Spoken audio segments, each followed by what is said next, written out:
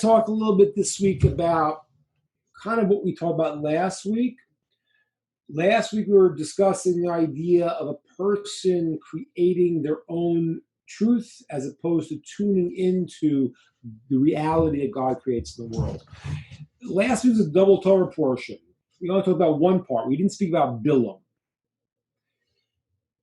This week is Pinchas, and it really is kind of connected to the parsha of Balaam. And I have to speak about Balaam because Balaam is a crucial piece, especially that most of you all here are Noachites, Bnei Noach, and Balaam needs to be understood because Balaam really he was the prophet of the nations. And he was the last prophet of the nations. He was the last one. Because Moshe prayed that there should be no more prophets in the nations. It only should be for the Jewish people. That happens with this story of Balaam. Balaam was the last guy, and after that, it stops. And therefore, we need to understand Balaam, because Balaam really is a problem to be understood. What did he do wrong? How did he help lead the nations astray? And that's especially important for you all here who are people of the righteous people of the nations, who are looking at the world and seeing that something is not right, and thereby able to affect change right now. And I mentioned this, I talked about this a couple of weeks ago with you all. I have a group of people, older group of Jewish people that I teach in Atlanta. They're not there. They go to a Reform temple. But over the years, they keep getting more and more disillusioned because they find that everything their rabbi says to them has nothing to do with what they understood Judaism was. And so they've sort of have broken away, and they learn with me periodically. Once a month, I learn with them and give them different perspective. And they're asking me, what's going to happen to America? What's happening? And like I say, I think you guys are the hope of America. So I really want to explain a little bit the Balaam problem and how we have to understand it, because he was a prophet for the nations that led the nations astray. That's what he did. How'd that happen? What was he doing? What was he saying? What was he thinking? Okay? So it's about Balaam, and then we'll connect it to this week's Torah portion also. So I first want to ask you, when you imagine what Balaam would look like, what would you think? Like he's portrayed as a very bad guy. So would you imagine him like mean looking, or how would you imagine him? And I like to present to you, Balaam looked like one of these real old pseudo-spiritual guys. He looked like the holy man, those of you remember, I don't know even what happened, but the Beatles, when they had found the Maharishi, and they thought that he was the big guru, and then they came out, no, he was a fake. I don't know who he was, what he was. But sometimes you have these guys who present themselves in a certain way, and deep down they're not that way. And that's why when you read the text of the story of Balaam, which I imagine you have, and then you read the commentaries, they're not talking the same language at all. Balaam says, if the king Balak, who wants me to curse the Jews, gives me all the gold and silver in his house, I can't go against God. And Rashi says, oh, you know why he said that? Because he was Gova Ruach. He was so full of himself. He was looking at the king's gold. I wouldn't have read it that way. I would have read it, wow, what a nice guy. Even all the gold in the world, I won't go against God. But that's not what he was saying. And I think every one of us could appreciate that. Sometimes you have people and they say something, but there's a whole other world that's going on with them that is really what they're about. So Balaam on the outside looks the part. He is the spiritual guru. He is the prophet. But inside, the sages are telling us, no, he's got major, major problems in his essence that are going to be his undoing. And and to a certain degree, it was the undoing of the nations because he was supposed to be representing them. And he was a bad representative. I tell you an amazing thing. There's a medrash that says when God gave the Torah, so the whole world shook and everyone thought something was happening. There was a national calamity. They went to Balaam and they asked him, what's going on? And Balaam told them, God's giving the Torah to Jewish people right now. He was like the liaison to tell them. And we're going to see that whatever is undid him, it was so problematic that we have to stay away from people like Balaam, understand the problem with Balaam, and then they understand the hero in this week's Torah portion, Pinchas, who comes and does the opposite, and doesn't look as good as Balaam. He kills somebody. But somehow Pinchas is the hero. Balaam, with all of his fancy political talk, is not. He's not a good guy. All right, let's try to understand a little bit. So it says there are three traits of Balaam. It said he had a nefesh, a nefesh gavoa, a nefesh, a spirit that was unsatiable, a ruach gavoa, a spirit that cannot be contained, and a bad eye. Now, what are those three things?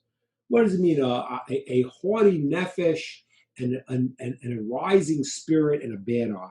So we've talked many times, those who came to some of the other classes, there are different parts of a person. There's a mind, there's the heart, and then there's a lower part of the person. The lower part, the nefesh, is the part that Balaam would never satiate. His physical pleasures could never be satiated.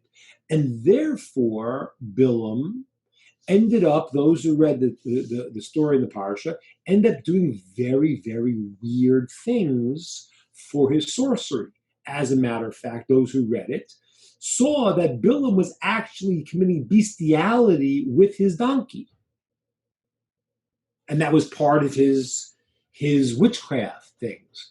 But why is that? I'll tell you something mind-boggling. The sages tell us somebody who does not curb at all his desires in any way, what happens to him in the end, he starts looking for abnormal desires.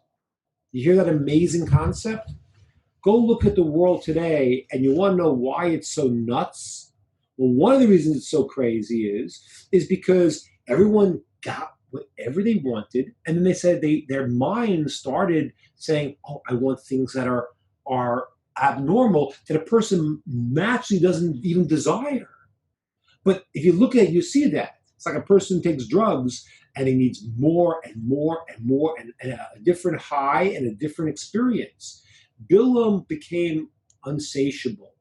That was the lower part of Balaam. The middle part of Balaam, the heart, he needed to have complete recognition all the time.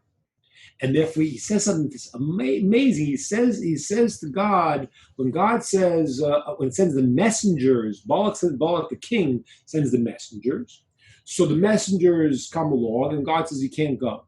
So Balaam, first God says to Balaam in the dream, who are these people? As if giving Balaam a place to make a mistake that God doesn't know everything. That's exactly what Balaam was fooled by his own, God entering into conversation with him. So Balaam says, the king Balak sent them to me. And what he was saying is, if in your eyes I'm not important, but I'm important in the eyes of others. Now think about that a second. It's really mind-boggling. God's speaking to him. Why is he saying that God thinks he's not important? And why is he saying, well, the kings think I'm important? Because there's a part of a person, this middle part, which is a personality, which is the part that wants recognition, that could become also unsatiated. It could be to the point where a person just needs for people to pay them attention because there's no sense of I have my own value. and they chase after that in a way that cannot be satisfied. Balaam, on the emotional level, is completely emotionally needy. He needs everyone to tell him how great he is, because he can never find in himself a place of, yes, I'm okay. God thinks I'm okay. He can't do that. And we'll explain why in a moment. What's the third part of Balaam? This is the bad eye. The eye represents the thinking of a person. Okay? The thinking of a person. And why? Because when I say, for example, I know something, you'll even say in colloquial terms, you'll say, oh, I see that. I can see it clearly. Because seeing is believing. When you see something, you have a sense of this is what it is, and it represents the idea of clarity. Balaam and everyone has got an eye, how they see the information. What was Balaam's eye? His eye was to look at the problems. And that's what the sages tell us was his power. His power was he was able to look at a person and see their shortcomings and present it in a way to get God to curse them, so to speak. Of course, he can't manipulate God, because it was only God wanted to, but that was his quality, Balaam. He would see the bad in someone and was able to actually bring it out. He looked through this lens of negativity in everything he saw, as opposed to a person who could see the good in someone. Now, why is that good? Because hopefully, if you see, you don't want to see the good in an evil person necessarily, unless you have somebody doing something. Usually, for an evil person, someone like a Hitler, or all these evil people are doing evil things, you got to see what they're about. Otherwise, you're gonna get messed up. But the person who has essential holiness, you want to be able to see past and see deeper in someone that's good in them. And Balaam didn't want to go there. He went to the problem and was able to fan the problem. And that was his power. His power was to see the negative in a person and present it and show it. And that's why it says, and amazingly it says, there was no prophet in Israel like Moshe. So the sages tell us, like Moshe, no. In Israel, in Israel, no one like Moshe, but amongst the nations there was. Who was that? Balaam. Balaam is like Moshe in prophecy. No, not really. But like this, when there's a moment of when the sun rises in the morning, there's a certain bird. I think it's called a hawk in English. I don't know, but it's called a nates in Hebrew, that comes out when the sun rises. When it senses the light of the sun, it comes out. And then there's a bat, nocturnal bird, that when it senses the sun coming up, it hides. They both are tuned into the light from completely opposite ways. Moshe is tuned into what's good. Balaam's tuned into what's bad. This is the human being of Balaam. From top, his mind sees negative. His sense of wanting to be completed is unsatiable, and his physical desires are unsatiable to the point where it becomes abnormality. That is who Balaam is. Okay, now, how does he get like that? How does he get like that? And what's the core difference between what Balaam was doing and what the other prophets were doing, the holy prophets, and that gets Balaam cut off? So I was thinking about it because it says, if you notice, that Balaam made 7 altars. Why did he pick 7 altars? 7 altars, and he made offerings at each one numerous times. Why 7 altars? So the sages tell us this was parallel to the 7 commandments of the children of Noah. This guy is coming across as the righteous leader of the nations. He's putting 7 altars. And what does he say to God? He says, listen, the Jewish people, Abraham, Isaac, and Jacob, they all together in their whole lives, they built 7 altars. I'm going to make 7 myself. So what was he saying to God? He was saying, listen, why are you choosing the Jewish people? You should just have everyone the same. I'm your prophet, and I am the going to represent everyone. I have 7 altars, 7 commands. I'm going to do this instead of the Jewish people. What was his gain? What was his problem? And I want you to understand this. It's very, very important. The first part of service of God begins with every individual wants to become something. It's just the way it is.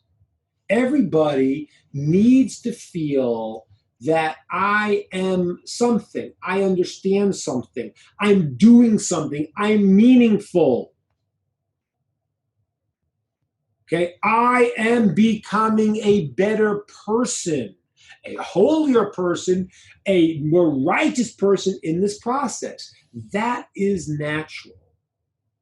And that's the way it always starts. It always has to start with that. It starts with the self. That's the first step. But there's a certain place where there's a major difference between Balaam and his prophecy and what real prophecy is. Balaam is really called the sorcerer. What's his goal?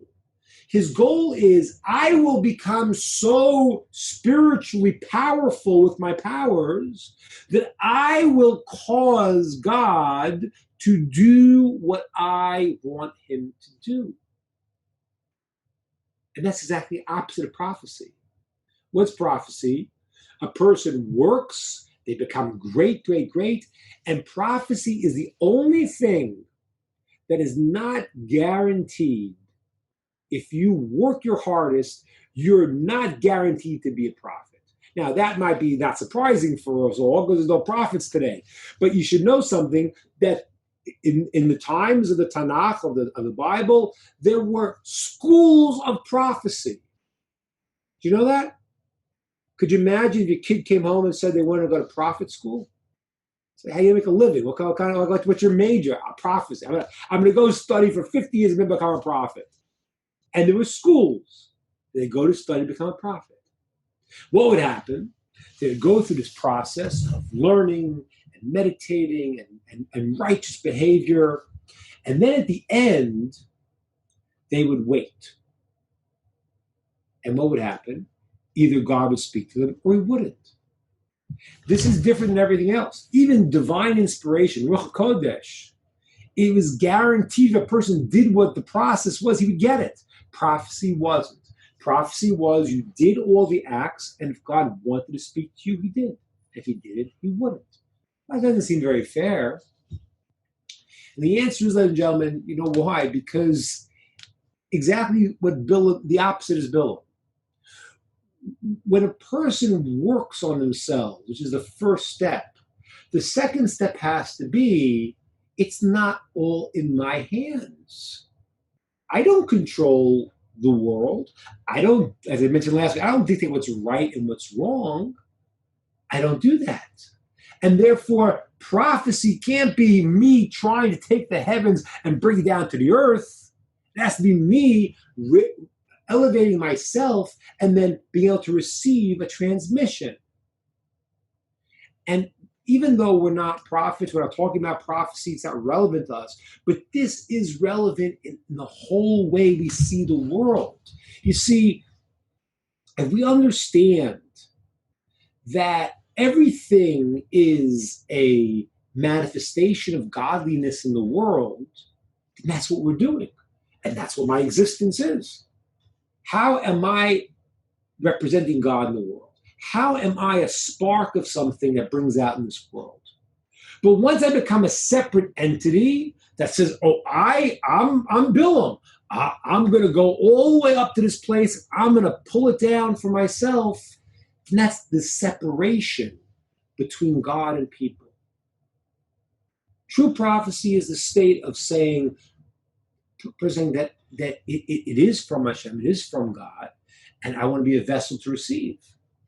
False prophecy was what Balaam has, and why all of his traits go off is because it's all about I become great, I became powerful, and now my level of power will be to take this forces and use them for my good. That means you're disconnected from God. Balaam is disconnected. And that's why he can never be satisfied. Not physically, not emotionally, not psychologically. He cannot be satisfied because there's a hole in his system because he comes from nowhere. He doesn't come from God. He's separate. He's cut off.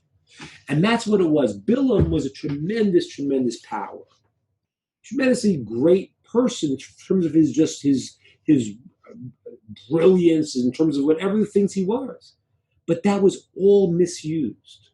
And when he said, I'm going to build 7 altars, I'm going to be taking the power of us and saying to God, hey, you can have everything, God, but I don't really want to connect to you. I want you to do what I want because I have my trip. I have my will. It's a very, very amazing thing. That's our Father says a person nullifies their will to God's will, he'll nullify his will to yours. Doesn't mean you try to make a trick and try to get God to do what I want to do. But what it means is that a person who really understands that there's a greater will and becomes part of that, he has a place in this earth. He's connected to something that exists. Balaam is not that. And that's why when Balaam, it doesn't work for him, what's the last thing he did? He went and he gave advice. He couldn't curse the Jews, so he gave advice. What was the advice? The advice was to send the Midianite women, the Moabites and the Midianite women, Moabites, to go and seduce the Jewish men. They did this service called Baal Peor. I don't know if you guys read what Baal Peor. You guys read what Baal Peor is about? Because it's really, really weird. Did anyone read it? Very, very strange. Baal Peor was a very bizarre, idolatrous practice. This is what it did. So if you're eating dinner, you might want to put it down for a minute. Baal Peor was they would go and they would eat all this food that would be like diuretic food. They would eat prunes and they would eat this and that, all this diuretic food. And they would hold it back. And then, I don't even see the Matrix here. Like the first Matrix was good. The second one was very terrible. And I remember, I saw it years and years ago. There's a scene where they're all banging on drums. I'm like, oh my gosh, this is like the idolatry. You can see these ancient, crazy people. They would bang, I guess they'd bang on the drums, what they would do, and they would all hold it in. They all had to go to the bathroom very badly. And then at one moment, they would say, yes, now, and they would all defecate in front of their idol. And then they would have illicit relations. Now, when you hear this today, most people say, what is the attraction here? What's going on? I'll tell you the attraction. Attraction is a very dangerous thing. I'll explain you what it is. Here's what it is. On one level, idolatry is a problem in the head. A person's got a messed up idea. They believe that there's 3 gods, there's 10 gods, whatever they believe. They got a problem in their head. But emotionally, they're not hooked into it. And maybe if you can fix their heads and tell them, hey, you have a problem, maybe they can come to understanding it. Then there's a person who has illicit relations.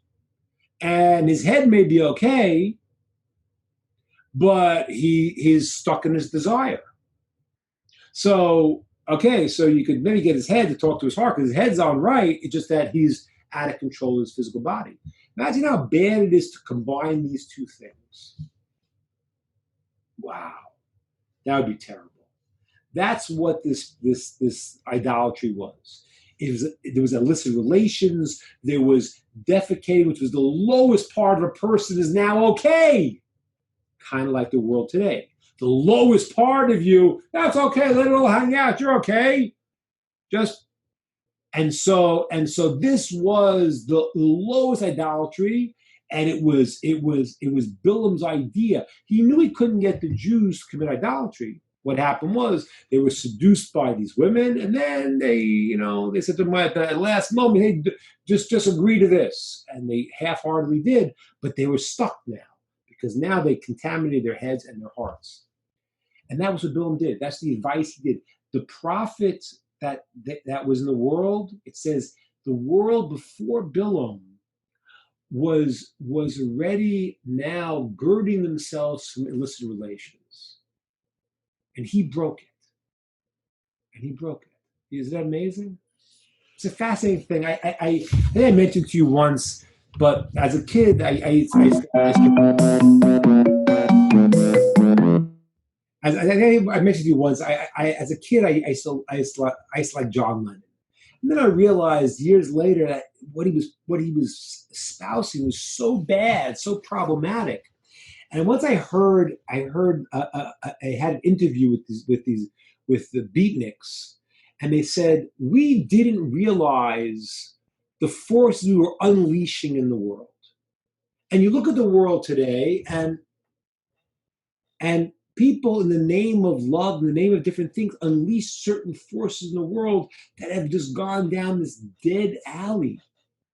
And that's what Balaam did. Balaam was a person who had amazing power, but because he was not tuned into the source, when he didn't get what he wanted, he used his power to go and to bring evil into the world. And it required Pinchas to fix it up. Now, what did Pinchas do? So Pinchas says he did a covenant of peace. How is it peace to kill somebody? How can that be called peace? If he killed someone, it's peace? The answer is because what is peace? What's shalom? Peace is taking two things that look opposite and putting them together. Pinchas was a Kohen, person of compassion, kindness. And therefore, for him to say, now is the time to use the opposite quality, that's shalom, that's peace. That's taking two opposites and using them for a proper purpose. Balaam took the two opposites. He took desire and illicit and idolatry and combined them to destroy the world. Pinchas took, out of his kindness and love for the people, he went, love for God, he did the opposite act, the act of actually killing to go and to bring peace into the world. It's taking two opposites and bringing them together for a holy purpose. The difference, therefore, between Balaam and Pinchas and those that are with Pinchas is Balaam's power is all about turning it into his own ego, and it's a bottomless pit. And those who say, I want to combine the two things to be able to connect to the source, they can combine two opposites and use them for what is right and what's good. Okay, that is the thought, and I'm open to hear what people have to say.